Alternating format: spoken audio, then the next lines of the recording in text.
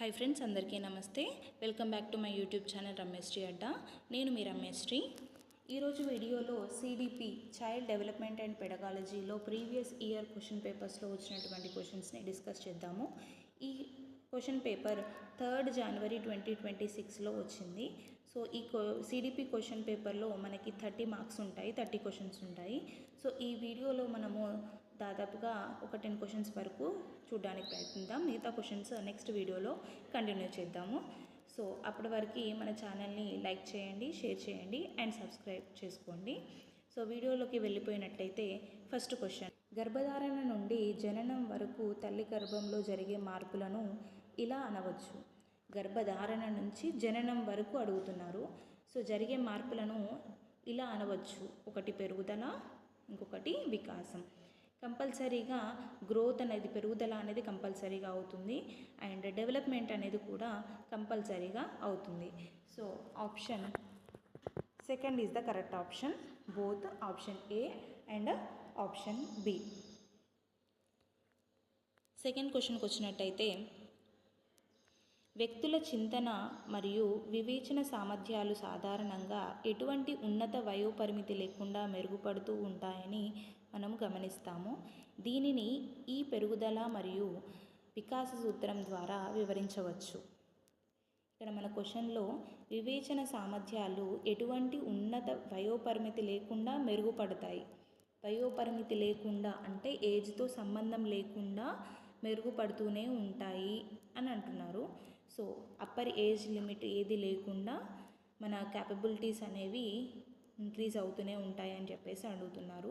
ఇది growth and డెవలప్మెంట్లో ఏ principal కిందికి వస్తుంది అనేది క్వశ్చన్. ఇందులో మనకి వచ్చినటువంటి options principle of proximo distal direction, principle of individual differences, principle of lack of uniformity in the developmental rate, principle of continuity. ఇందులో మనకి అప్పర్ లిమిట్ లేకుండా డెవలప్మెంట్ అండ్ అనేది కంపల్సరీగా అవుతుంది అని అంటున్నారు కాబట్టి ఇది ప్రిన్సిపల్ ఆఫ్ కంటిన్యూటీ, అంటే option 4 is the correct option. So next question వచ్చేసరికి, physical growth and development refers to changes that takes place in which of the following. Physical growth and development అనేది రిఫర్స్ టు ఏ changes వల్ల అవుతుంది అని అడుగుతున్నారు. Gross physical structure, internal organs, స్థూల భౌతిక నిర్మాణం, అంతర్గత అవయవాలు.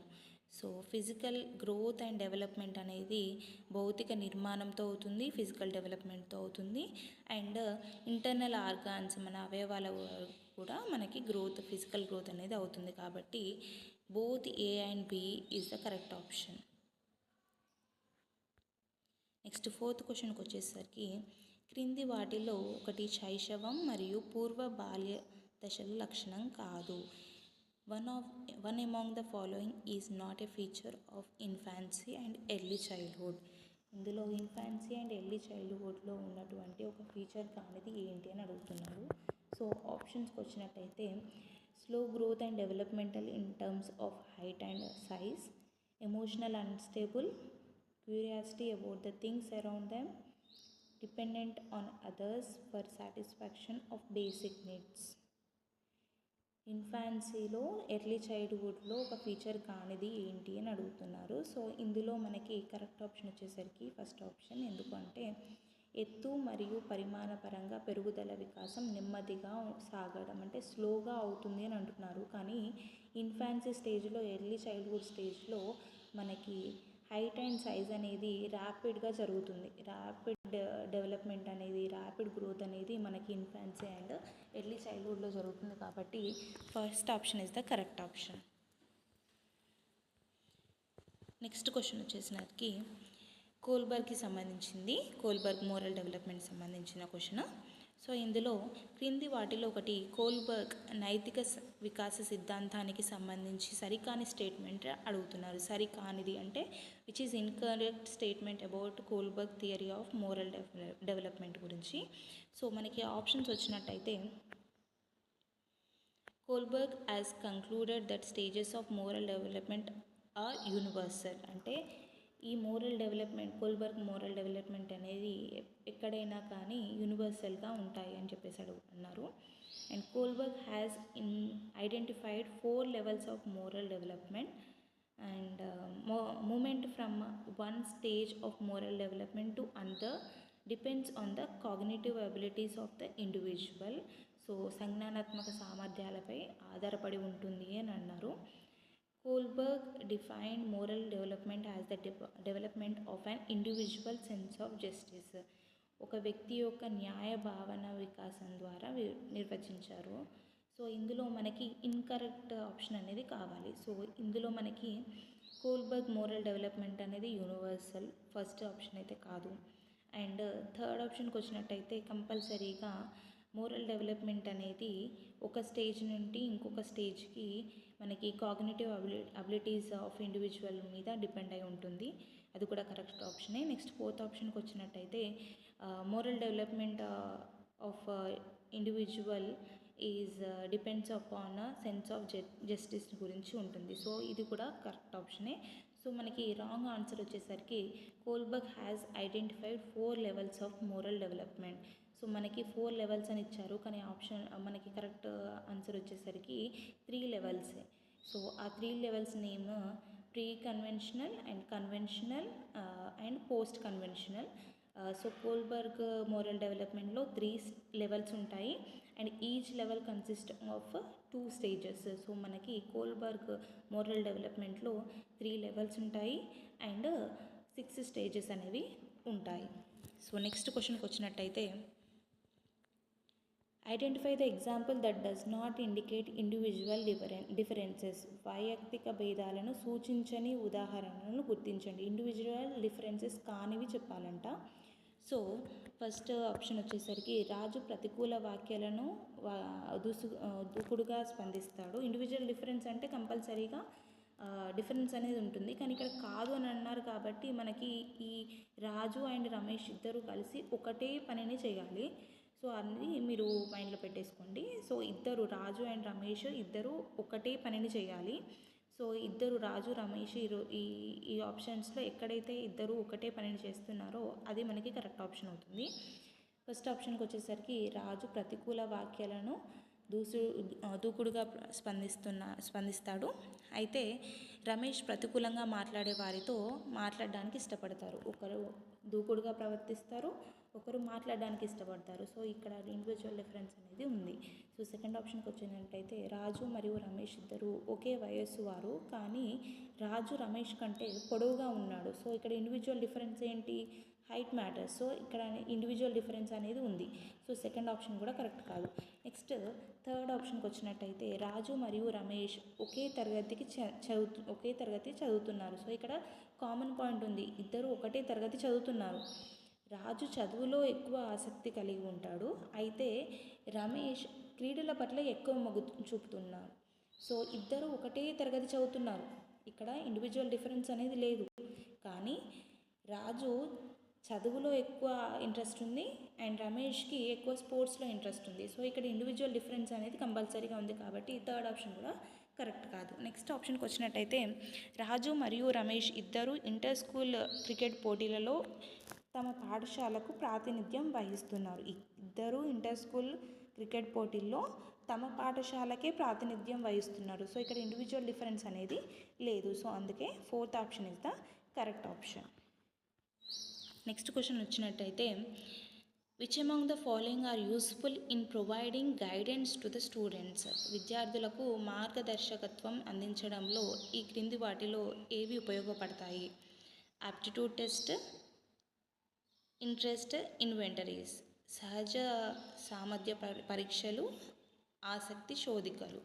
సో మనకి గైడెన్స్ ఇవ్వాలంటే స్టూడెంట్స్కి కంపల్సరీగా మనం ఏదైనా ఒక టెస్ట్ పెట్టాలి. వాళ్ళ సామర్థ్యం ఎంత ఉంది అనేది మనము ఒక నిర్ధారణకి రావాలి కాబట్టి మనకి ఆప్టిట్యూడ్ టెస్ట్ అనేది కంపల్సరీగా ఫస్ట్ చేస్తాము.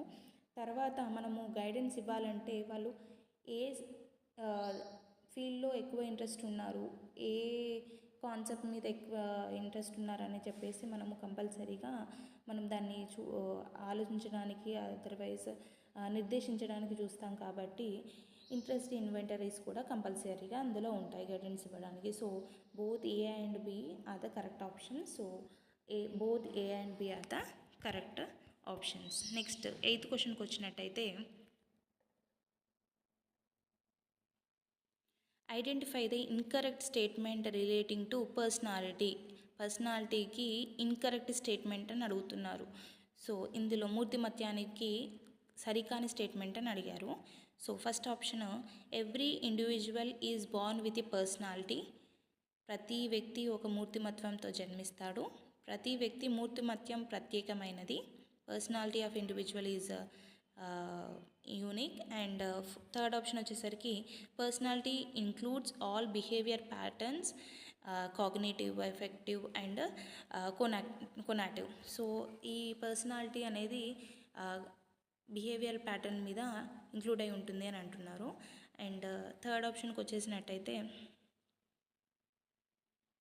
అది సంజ్ఞానాత్మక, భావాత్మక మరియు చలనాత్మక నమూనాల మీద ప్రవర్తన నమూనాలను కలిగి ఉంటుందని అన్నారు. అండ్ ఫోర్త్ ఆప్షన్కి వచ్చినట్టయితే personality is dynamic and continuously in the process of change and modification. Personality అనేది కంటిన్యూస్గా చేంజ్ అవుతూ ఉంటుంది అండ్ మోడిఫికేషన్ జరుగుతూ ఉంటుంది అని అడుగుతున్నారు. నిరంతరం మార్పు చెందే ప్రక్రియలో ఉంటుంది అని చెప్పేసి అంటున్నారు. సో పర్సనాలిటీ అనేది కంపల్సరీగా ప్రాసెస్ చేంజ్ అవుతూనే ఉంటుంది కాబట్టి ఫోర్త్ ఆప్షన్ అనేది కరెక్ట్ కాదు. అండ్ పర్సనాలిటీ అనేది ఆల్ బిహేవియర్ ప్యాటర్న్స్ మీద కంపల్సరీగా డిపెండ్ అయి ఉంటుంది. నెక్స్ట్ సెకండ్ ఆప్షన్కి వచ్చినట్టయితే personality of each individual is unique. అంటే ఇద్దరు పర్సన్స్ యొక్క పర్సనాలిటీస్ అనేవి కంపల్సరీగా సేమ్గా ఉండవు. ఇద్దరికి ఇండివిజువల్స్ ఉంటాయి అండ్ ఇద్దరి పర్సనాలిటీ అనేది యూనిక్గా ఉంటుంది. సో ఇది కూడా కరెక్ట్ స్టేట్మెంటే. అండ్ ఫస్ట్ స్టేట్మెంట్కి వచ్చినట్టయితే every individual is born with a personality. ఏ ఒక్క వ్యక్తి కూడా మనకి పర్సనాలిటీతో జన్మించడండి. వాళ్ళ బిహేవియర్ అండ్ ఎన్విరాన్మెంట్ దాంతో వాళ్ళకి పర్సనాలిటీ అనేది డెవలప్ అవుతూ ఉంటుంది.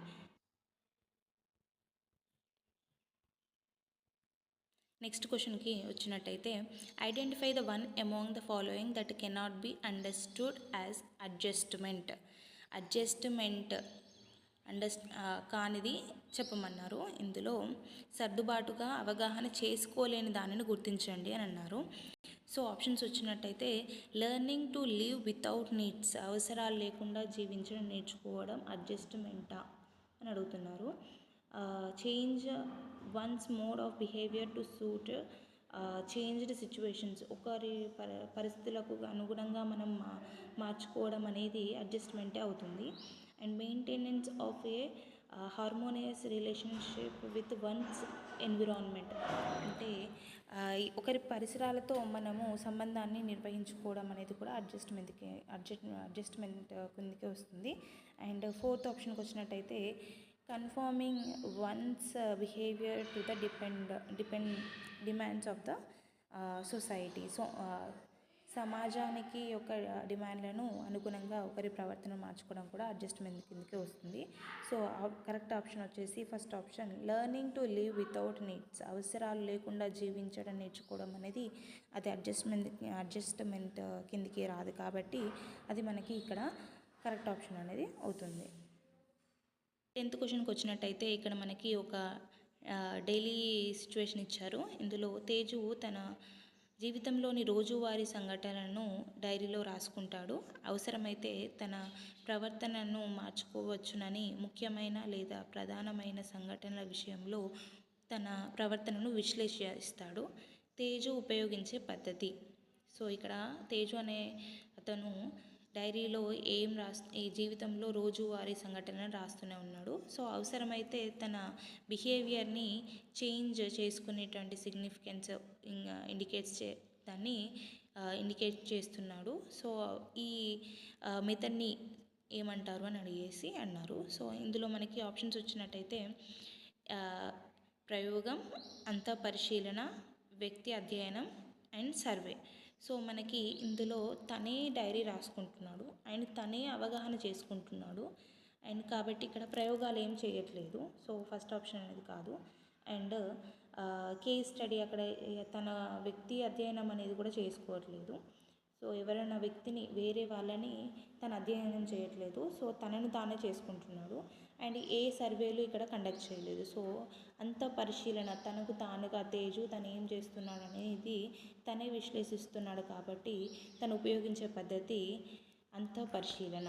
సో ఇప్పటితో 10 క్వశ్చన్స్ అనేవి సిడిపిలో మనకి ప్రీవియస్ క్వశ్చన్లో వచ్చినటువంటి క్వశ్చన్స్ కంప్లీట్ అయ్యాయి. అండ్ మిగతా క్వశ్చన్స్ మనము నెక్స్ట్ వీడియోలో డిస్కస్ చేసుకుందాము. సో అప్పటి వరకు మన ఛానల్ని లైక్ చేయండి, షేర్ చేయండి and subscribe to our YouTube channel Ramesh Shri Adda.